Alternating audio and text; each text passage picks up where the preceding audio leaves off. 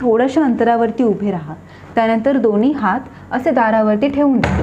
अगदी हळूहळू वजन आपण हातांवरती झेलायचं आहे. असं वजन झेलत गेलो की कपाळ आपण दाराला टेकवायचं, पण कपाळ टेकवताना असा हादरा बसू देऊ नका. एकदम आरामात कपाळ नेऊन ठेवा. त्यानंतर हळूहळू हातांवरचं वजन आहे ते काढून घ्या. मानेचे स्नायू अगदी घट्ट करा, जेणेकरून खांदे आणि पाठ असे पुढच्या बाजूला येणार नाही. तर तुम्हाला दिसतंय टाचेपासून ते खांद्यांपर्यंत मानेपर्यंतचा भाग अगदी सरळ आहे.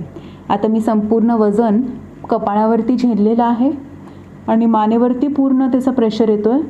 आता हात पाठीमागे घेते. हातावरती संपूर्ण वजन घ्यायचं आहे. अशा पद्धतीने आपण बॅलन्स करायचा आहे. आपल्या हातांच्या खांद्यांच्या खुब्यांसाठी हा प्रकार अत्यंत महत्त्वाचा आहे.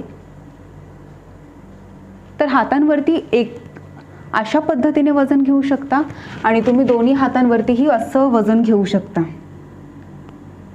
हे दोन्ही प्रकार तुम्हाला उपयुक्त ठरतील. आता तिसरा प्रकार बघा. चौकटीला अशा प्रकारे पकडून हातांवरती वजन पूर्ण झेलत असं पुढे तोल सांभाळायचं आहे आणि संपूर्ण हातांना ताण मिळू द्यायचा आहे. हाच प्रकार खालच्या बाजूनेही करायचा आहे. खालून असं पकडा, थोडंसं पुढे या आणि खूप आराम मिळतो. हा जो ताण आत्ता मला खांद्यांना, पाठीला आणि पुढच्या बाजूला मिळतोय, त्यामुळे इथल्या सगळ्या रक्तवाहिन्या मोकळ्या होतात आणि त्या जेव्हा ताणल्या जातात तेव्हा तिथून रक्ताभिसरण खूप सुधारतं. आता पुढचा प्रकार दाखवते. हात असा ठेवा.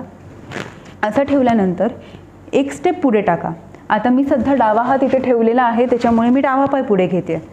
डावा पाय पुढे घेतल्यावर हळूहळू वजन डाव्या पायावरती घ्या. मी मागचा पाय आत्ता टोवरती घेतलेला आहे आणि इथे फक्त खांदा असा मागे जाऊ देऊ नका, कारण आपल्याला महत्त्वाचा ताण इथे द्यायचा आहे, इथे मानेला द्यायचा आहे. त्यासाठी खांदे दोन्ही एका सरळ रेषेत असायला हवे, तेही समोरच्या बाजूने.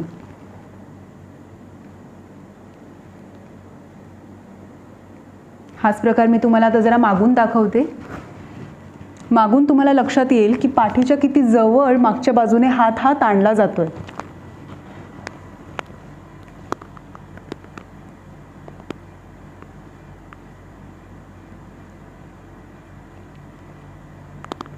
आता आपण पुढचा स्ट्रेच पाहूया.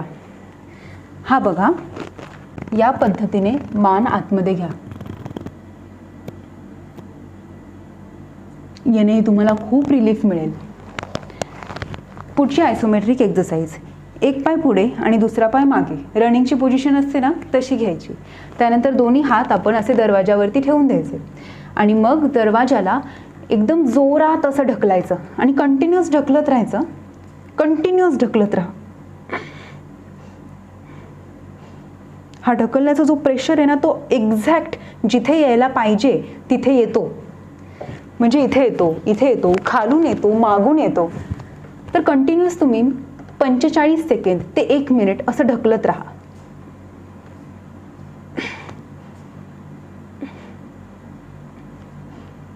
बास. तसंच दुसरा पाय घेऊनही सेम एक्सरसाइज आपण करूया.